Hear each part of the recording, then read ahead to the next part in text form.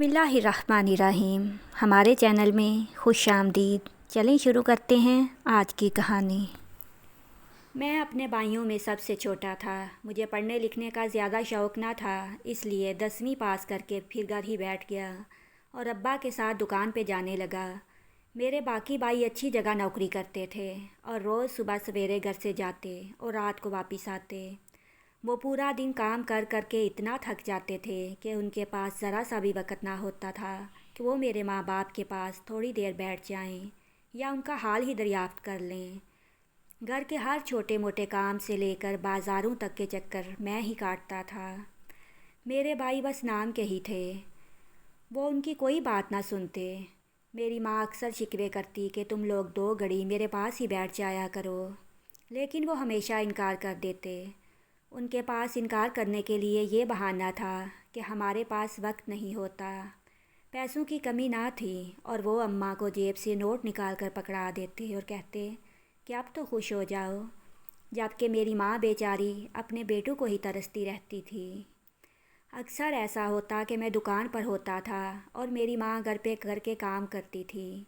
जब मैं रात को घर आता तो वो मुझे शिकवे करती और कहती कि तुम भी पूरा दिन बाहर ही रहते हो, और साथ ही एक आह भरकर कहने लगती कि काश मेरी भी कोई बेटी होती जो मेरे साथ रहती या घर के काम करवाती, ताकि मेरा बोझ कम हो जाता।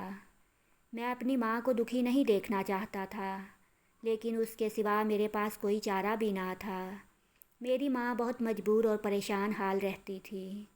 मेरा बस चलता तो मैं उनको एक बेटी ला देता जो उनका ध्यान रखती, लेकिन अफसोस कि ऐसा मुमकिन ही ना था।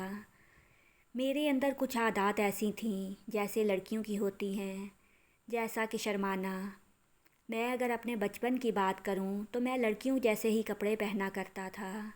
मेरी माँ मुझे लड़कियों जैसी फ़्रॉक सिलाई करके देती और वो पहनाती थी। फिर उसी तरह मेरे अंदर औरतों जैसे एहसासात बेदार होने लग गए।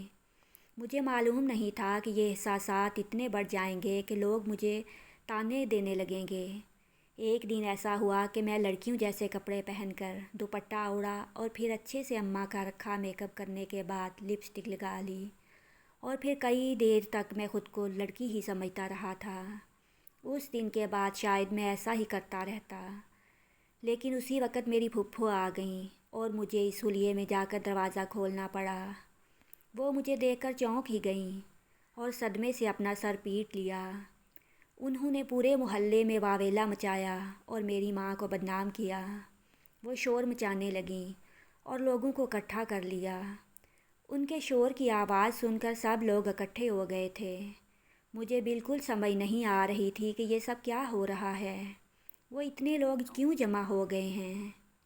मैं तब भी अपने उसी हुलिये में था और मैंने कमरे में जाकर कपड़े भी नहीं तब्दील किए। वो गर्मियों के दिन थे और मेरी माँ और बाप किसी के घर गए हुए थे। वो अभी तक घर वापस नहीं आए थे। फूफो ने रो रो कर मोहल्ले वालों को बताया कि उसकी माँ ने मेरे भतीजे को ख़राब कर दिया है। उसकी हमेशा से ऐसी ही ख्वाहिश थी कि उसकी भी कोई बेटी होती। अल्लाह ने उसको बेटी नहीं दी और अब ये अपनी ख्वाहिशें बेटों से पूरा करवा रही है। ये चाहती है कि इस घर का बेटा हिजड़ा बन जाए और फिर लोग मेरे भाई पे थू थू करें। ये औरत ऐसा ही चाहती है। ये तो जब से हमारे घर ब्याह कराई है उसने एक दिन भी हमें सुकून का सांस ना लेने दिया। ये बहुत गलत ज़हनियत की औरत है। लोग भी मेरी माँ के बारे में बुरा सोचने लगे थे। ये मामला काफ़ी देर तक चलता रहता। जब मेरी माँ और बाप वापस ना आ जाते, वो वापस आए और सारा मामला समझकर लोगों को डांट डपट कर उनके घर वापस भेजा और मुझे गुस्से से अपने कमरे में कपड़े चेंज करने को कहा। मैं कमरे में चला गया था, लेकिन मैंने तब भी कपड़े तब्दील ना किए, क्योंकि मैं चाहता था कि सब कुछ मैं देखूं, ताकि मुझे मालूम हो सके कि आखिर सारी बात क्या है और फूफो इतना क्यों झगड़ रही हैं।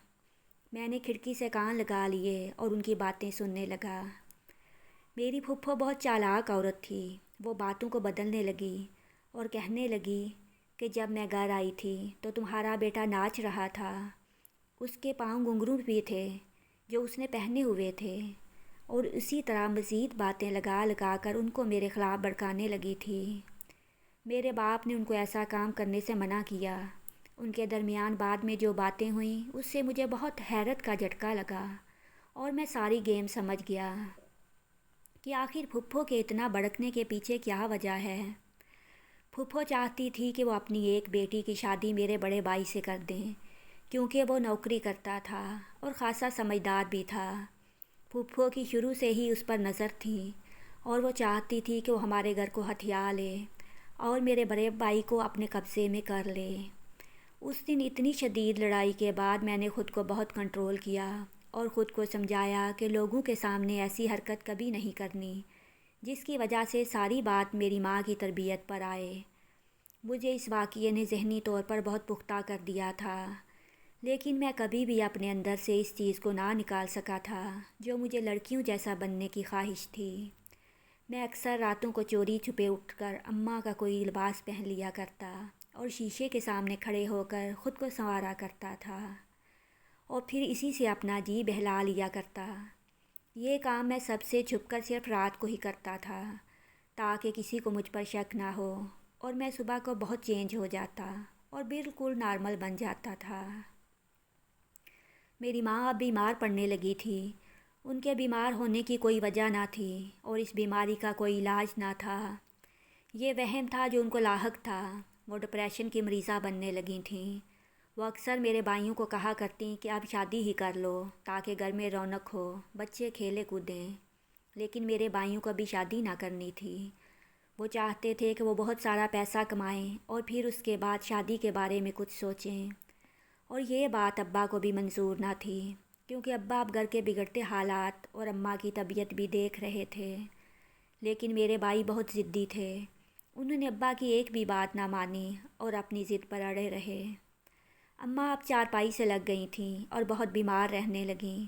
کبھی کبھار اٹھ کر چیخنے لگتی تھیں۔ ان کو دورے پڑنے لگے تھے۔ ہم نے ان کو ہر اچھے سے اچھے ڈاکٹر کو جا کر دکھا دیا، لیکن وہ 1% بھی ٹھیک نہ ہوئیں۔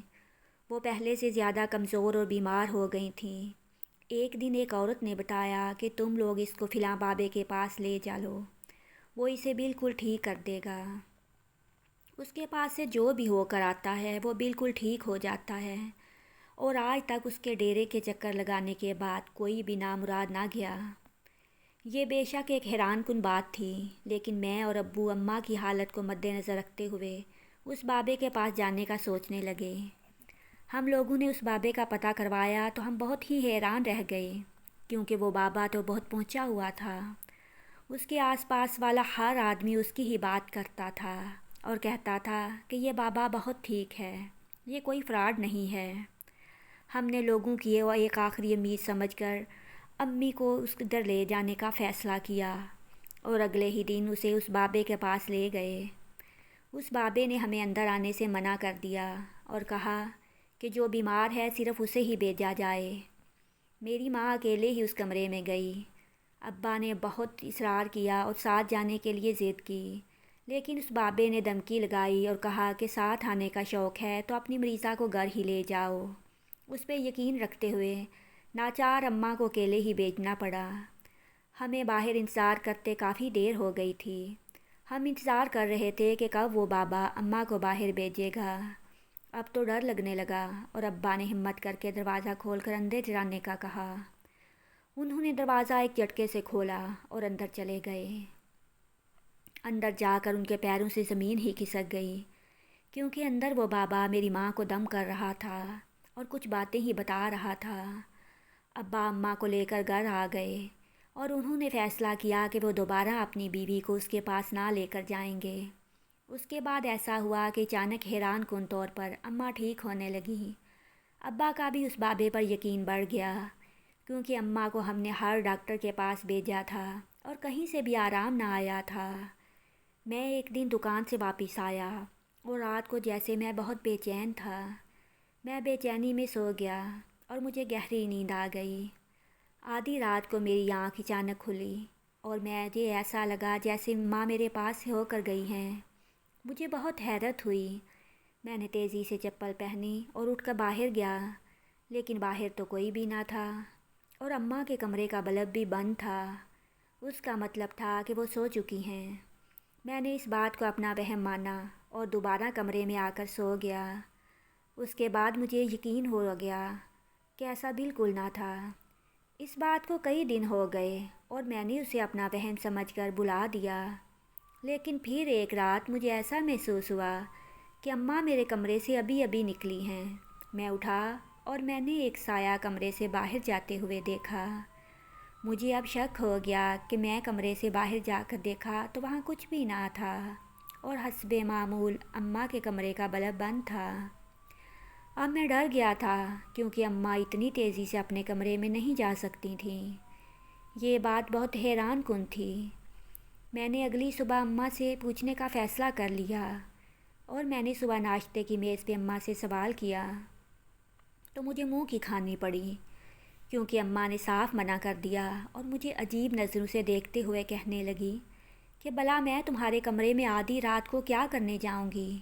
اگر مجھے جانا ہی ہوا تو میں صبح بھی جا سکتی ہوں، میں رات کو کیوں جاؤں گی؟ اس بات پہ تو میرا ماتھا ٹھنکا کہ بھلا ایسا کیوں ہو سکتا تھا۔ اب مجھے اس بات کا پتہ لگانا تھا کہ آخر ایسا کیوں ہے اور اس کے پیچھے کیا وجہ ہے۔ میں اگلی کئی راتیں سونے کی اداکاری کرتا رہا تاکہ جو بھی میرے کمرے میں آئے میں اسے پکڑ سکوں، لیکن اتنے دن بعد میرے کمرے میں کوئی نہ آیا۔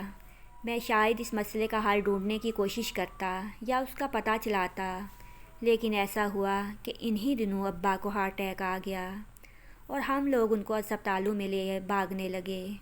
میرے بھائی بھی ابو کے لیے اسپتالوں کے چکر کاٹ رہے تھے۔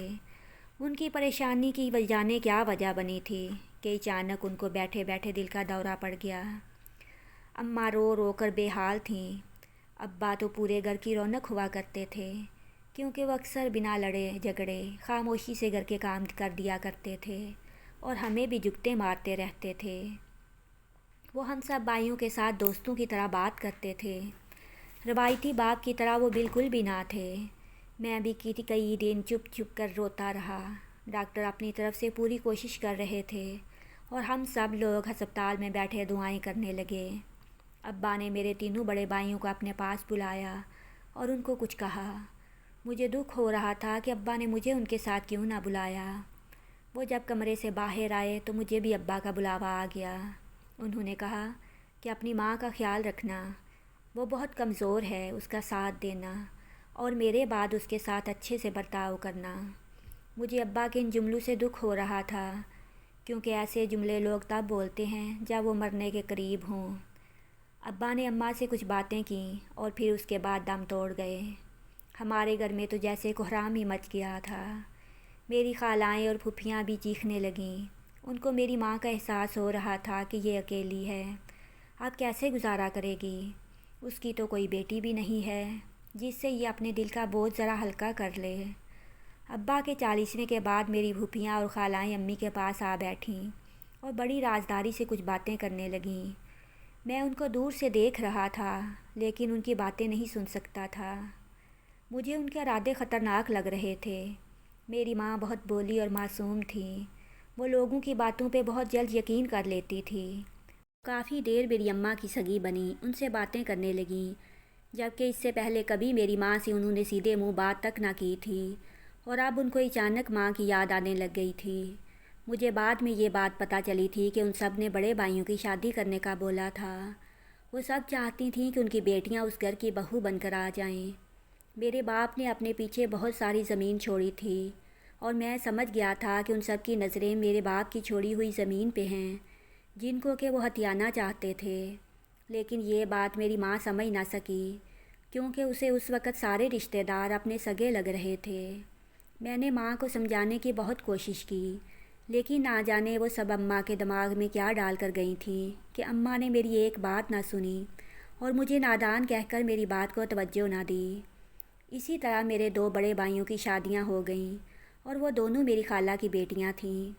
میری ماں تو اپنی بانجیوں کو اپنی بہو بنا کر پھولے نہ سما رہی تھی۔ وہ بہت خوش تھی کیونکہ اسے اپنی بانجیوں سے بہت محبت تھی۔ میری ماں کی یہ بہت پہلے کی خواہش تھی کہ اس کی بانجیاں اس کی بہو بنیں تاکہ وہ ان کو اپنی سگی بیٹی جیسا پیار دے سکے۔ ان کی بہوئیں بہت اچھی تھیں، وہ میری ماں کا بہت خیال کرتی تھیں۔ ماں کو زمین پر پاؤں بھی نہ رکھنے دیتی تھیں۔ پورے گھر کا کام اب انہوں نے سنبھال لیا تھا۔ میری دونوں بھابیاں مجھے اپنے چھوٹے بھائیوں کی طرح پیار کرتی تھیں اور میری ہر ضرورت کا خیال رکھتیں۔ میرے دل سے وہ بات نکلنے لگی تھی اور میں نے اپنی ہی سوچ کو غلط قرار دیا۔ مجھے لگا کہ اماں نے یہ فیصلہ لے کر اچھا کیا ہے۔ میری بھابیاں اپنی ماؤں کی طرح فسادی نہ تھیں۔ اب بھائی بھی گھر جلدی آ جاتے تھے اور امی کو بھی وقت دیتے تھے۔ میں اب ابا کے حصے کا وقت بھی دکان میں بیٹھا کرتا تھا اور سارے پیسے اماں کو لا کر دیتا تھا۔ اماں ان کو سنبھال کر رکھتی تھیں کہ تاکہ ضرورت کے وقت کام آ سکیں۔ 1 سال کے بعد اماں نے میرے بڑے بھائی کی بھی شادی کر دی اور اب کی بار اماں نے پھپھو کی بیٹی کو بہو بنایا تھا۔ وہ بھی بہت اچھی تھی۔ اس نے آتے ہی اماں کا دل جیت لیا تھا۔ لیکن پھر آہستہ آہستہ جانے کیا ہوا کہ گھر کا ماحول بدلنے لگا تھا۔ اماں بہت چپ رہنے لگی تھی، لیکن میں نے ان کی یہ روز روز کی خاموشی کو محسوس ہی نہ کیا۔ کچھ دنوں کی بات ہے کہ میں نے پھر ایسا محسوس کرنا شروع کیا جیسے اماں رات کو میرے کمرے میں آتی ہیں۔ میں نے اب کی بار پکا یقین کر لیا اور تہیہ کر لیا کہ کچھ بھی ہو جائے اس رات سے پردہ اٹھا کر ہی رہوں گا۔ مجھے یقین ہو گیا تھا کہ اماں کا میرے کمرے سے کوئی تو تعلق ہے۔ اماں روز رات کو مجھے دودھ کا گرم گلاس پکڑا دیتی اور کہتی تھیں کہ اسے پیو۔ میں اسے چپ چاپ پی لیتا، کیونکہ اسے پینے کے بعد مجھے بہت گہری نیند آتی تھی اور میں پرسکون رہتا تھا۔ مجھے لگا کہ ہو نہ ہو اس دودھ میں ہی کچھ ایسا ملایا گیا ہے۔ میں نے ایک رات جان بوجھ کر دودھ نہ پیا اور اپنے کمرے میں آ کر کھڑکی کے باہر اس دودھ کو بہا دیا اور ایسے ظاہر کیا کہ جیسے میں تو سو گیا ہوں۔ مجھے اب رات کا انتظار تھا، جب سارے سو جائیں گے۔ رات کے 12 بجے تو میرے دل کی دھڑکن تیز ہو گئی، کیونکہ مجھے اپنے کمرے کی طرف آتی کسی کی آواز سنائی دی۔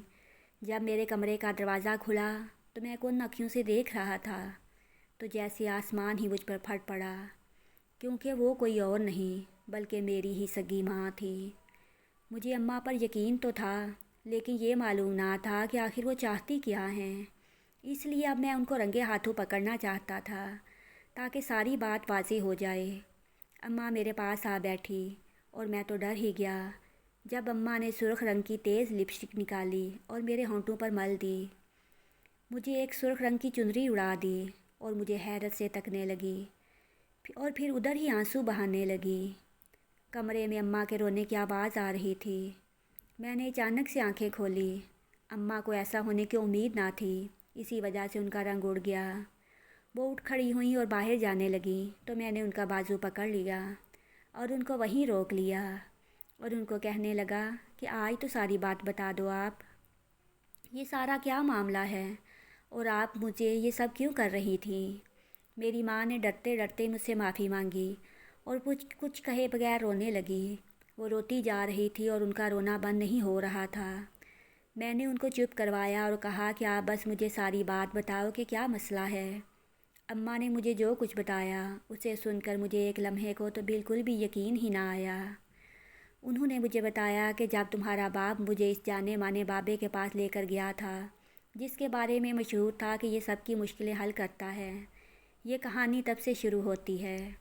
میں جب بابے کے پاس اس کے کمرے میں گئی تو اس نے مجھے سختی سے کہا کہ جو کچھ مسئلہ ہے وہ سارا سچ سچ بتاؤ۔ میں نے اسے ساری بات بتائی، اسے اپنے گھر کے حالات بتائے۔ اس نے مجھ پہ جیسے جادو ہی کر لیا تھا۔ وہ مجھ سے جو جو پوچھتا گیا میں اس سارے جواب دیتی گئی۔ اس کے بعد اس نے مجھے کہا کہ تم اپنے سب سے چھوٹے بیٹے کو اپنی بیٹی سمجھ لیا کرو تاکہ تمہیں بیٹی کی مزید حسرت نہ رہے۔ میں ایسا کبھی نہ کرتی، لیکن ایک بار میں نے تمہیں بچپن میں لڑکیوں کا لباس پہنے دیکھا تھا۔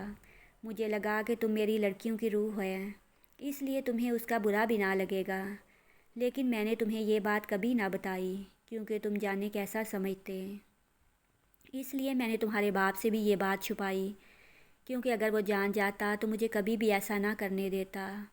اسے تو وہ بابا ہی برا لگتا تھا جس نے ایسا کیا تھا۔ پھر اس کے بعد یہ ہوا کہ جب میں تمہیں لڑکی بناتی مجھے لگتا کہ تم میری بیٹی ہی ہو، اس لیے میں ہر روز اپنی بیٹی کو ڈھونڈنے تم تک آ جاتی تھی۔ ان کی بات سن کر مجھے حیرانی سی ہوئی، کیونکہ اماں نے بتایا تھا کہ ان کی کوئی بیٹی نہیں تھی۔ میں نے مزید پوچھا تو اماں مجھے بتانا شروع کر دیا کہ بیٹی کی اس قدر چاہ کے پیچھے ایک لمبی کہانی ہے۔ تمہاری بھی ایک بہن تھی، وہ جب 1 ماہ کی تھی تو میں نے اسے اتنی اہمیت نہ دی، اس کا خیال نہ رکھا اور اسے اپنے سے دور دور رکھنا شروع کر دیا، کیونکہ مجھے تب بیٹوں کی چاہ ہو چکی تھی۔ میں چاہتی تھی کہ میرا بیٹا ہو جو بڑا ہو کر ہمارا سہارا بنے۔ وہ بہت بیمار ہو گئی تھی اور بات بات پہ رونے لگتی۔ مجھے اس کے رونے پہ غصہ آتا اور میں اسے اپنے سے دور دھکیل دیتی۔ ایک دن ایسا ہوا کہ اسے بخار ہو گیا اور اسی بخار کے ساتھ ہی وہ مر گئی۔ اس کے مرنے کے بعد بہت احساس ہوا، لیکن تب تک بہت دیر ہو چکی تھی۔ میں نے بہت دعائیں مانگیں کہ اللہ مجھے بیٹی دے دے، لیکن مجھے ایک بار ہی بیٹی عطا نہ ہوئی۔ وہ روز رات کو میرے خواب میں آ کر روتی ہے، چیخیں مارتی ہے اور میں پاگلوں کی طرح رات کو اٹھ کر روتی ہوں اور پچھتاتی ہوں۔ وہ مجھے سونے ہی نہیں دیتی۔ مجھے وہ یاد آتی ہے کہ اگر وہ بڑی ہوتی تو اب اس کی بھی شادی ہو چکی ہوتی۔ اماں کی باتیں سن کر مجھے بہت دکھ ہوا، لیکن میں نے ان کو تسلی دی اور کہا کہ اتنے سالوں سے آپ سزا بھگت رہی ہو، میں آپ کو کچھ نہیں کہوں گا کیونکہ آپ پہلے ہی تکلیف سے گزر رہی ہو۔ میں نے ان کو کہا کہ تہجد میں اللہ سے دعائیں مانگیں، ہو سکتا ہے آپ کو سکون مل جائے۔ اماں پرسکون رہنے لگی تھی، ان کے چہرے پہ چھائی اداسی اب معلوم نہیں ہوتی تھی۔ مجھے یقین ہو گیا تھا کہ اماں کی سزا ختم ہو گئی ہے۔ پھر کچھ دنوں بعد اماں سے بھائیوں نے گھر کے دکان کا بٹوارا کرنے کو کہا، لیکن اماں نے صاف انکار کر دیا۔ اس انکار کے بعد مجھے معلوم ہوا کہ میرے بھائی کس قدر لالچی لوگ ہیں۔ وہ تو ساری باتیں ہی اپنی بیویوں کی مانتے تھے اور بیویاں ان کو اپنے اشاروں پر نچاتی تھیں۔ میری ماں کو ان سے بہت محبت تھی، لیکن انہوں نے ایسا کیا کہ اپنی بیویوں کے کہنے پہ مجھے اور اماں کو گھر سے دھکے مار کر نکال دیا۔ اس رات کے بعد میں نے اپنی اماں کو کبھی نہ دیکھ سکا، کیونکہ ان کا اسی رات سڑک پہ انتقال ہو گیا تھا۔ جب یہ بات میرے بھائیوں کو پتہ چلی تو انہوں نے ہمدردی سمیٹنے کے لیے اماں کی میت کو گھر لائے اور میری بھابیاں بھی ڈرامہ کرتے ہوئے رونے لگیں تاکہ محلے کے لوگوں کو اصل بات کا علم نہ ہو سکے۔ اگلے دن بھائیوں نے روتے روتے اماں کو قبر میں اتارا اور پھر جانے مجھے ایسا کیوں لگا جیسے ان کے ارادے اب بھی ٹھیک نہیں ہیں۔ اس لیے میں رات کو قبرستان کے باہر ہی رک گیا۔ میں نے اپنے ایک دوست کو کال ملا لی تھی جو کہ پولیس میں تھا۔ اس نے مجھے کہا کہ تم کسی سے کوئی تذکرہ نہ کرنا اور جو ہوتا ہے چپ چاپ مجھے اطلاع دینا۔ میں جھاڑیوں کے پیچھے بیٹھا تھا جب میرے بھائی آئے اور اماں کی قبر کو کھودنے لگ گئے۔ میں نے اپنے دوست کو کال ملائی لیکن ادھر سگنل نہیں آ رہے تھے، اس لیے میں دوسری طرف گیا۔ جب تک میں نے کال کی اور اپنے دوست کو بات بتائی، جب واپس میں آیا تو میں نے دیکھا کہ ان کے ہاتھ میں کوئی لفافہ بھی تھا جو کہ یہاں آتے ہوئے اس کے پاس نہیں تھا۔ ان کے ساتھ کچھ اور لوگ بھی تھے۔ انہوں نے قبر پہ مٹی برابر کی اور پھر ایک گاڑی میں بیٹھ کر چلے گئے۔ جب میرا دوست آیا اس نے دوبارہ قبر کھودی اور جب اس نے مجھے بتایا تو میرا غصہ آسمان کو چھونے لگا، کیونکہ انہوں نے میری ماں کے گردے اور دل بیچ دیا تھا۔ میں اور میرا دوست گاڑی کا پیچھا کرتے رہے اور ان کی گاڑی ایک بڑے سے اسپتال کے سامنے آ کر رک گئی۔ وہاں اس گاڑی میں سے میرے تینوں بھائی نکلے اور ساتھ اس کے کچھ اور لوگ تھے جن کے چہرے میں قبرستان میں نہیں دیکھ پایا تھا۔ وہ شہر کے جانے مانے مشہور ڈاکٹر تھے اور ان کے ساتھ کچھ لوگ ایسے تھے جو انگریز دکھائی دیتے تھے۔ میں نے ان کا پیچھا کیا اور وہ ایک سینئر ڈاکٹر سے جا کر ملے۔ میرے بھائیوں نے اس سے لاکھوں روپے لیے اور گھر کو لوٹ گئے۔ میرے دوست کے پاس اب پختہ ثبوت تھے جس کی بنا پہ وہ ان کو سزا دلوا سکتا تھا۔ اس کی ان کی خفیہ طور پر ویڈیو بھی بنا لی تھی تاکہ عدالت میں گواہی کے طور پر پیش بھی کر سکے۔ جب تک اس نے اپنی باقی فورس کو بلایا تب تک وہ نکالے گئے اعضاء کو لے کر وہ انگریز ملک سے باہر جا چکے تھے۔ ان کو نہ پکڑا جا سکا تھا، لیکن اس اسپتال پہ چھاپا مارا گیا تو بہت سے لوگ اس کام میں گرفتار ہوئے، جن میں سینئر ڈاکٹر بھی شامل تھے۔ ان کا یہ دھندا کئی سال سے جاری تھا۔ جہاں کوئی نئی قبر بنتی وہ لوگ اس کے گھر والوں کو لالچ دے کر مردے کے اعضاء نکال لیتے اور مہنگی قیمت پر باہر کے ممالک میں بیچ دیتے تھے۔ یہ کام بالکل غیر قانونی طور پر تھا، اس لیے اس اسپتال کو بند کر دیا گیا اور ان کے عملے کو گرفتار کر لیا گیا۔ میرے دوست کی مدد سے میں نے عدالت تک کے چکر کاٹے۔ ثبوت سارے ہمارے ساتھ تھے، اس لیے عدالت نے ان کو سزا سنا دی۔ میرے بھائیوں کو بھی سزا ہو چکی تھی۔ انہوں نے مجھے بہت کہا کہ ہمیں معاف کر دو، اور ان کی بیویوں نے بھی بہت ترلے منتیں کی اور کہا کہ ہمیں معاف کر دو، لیکن میں نے ان کو معاف نہ کیا۔ مزید اچھی ویڈیوز کے لیے ہمارے چینل کو سبسکرائب کیجیے۔ شکریہ۔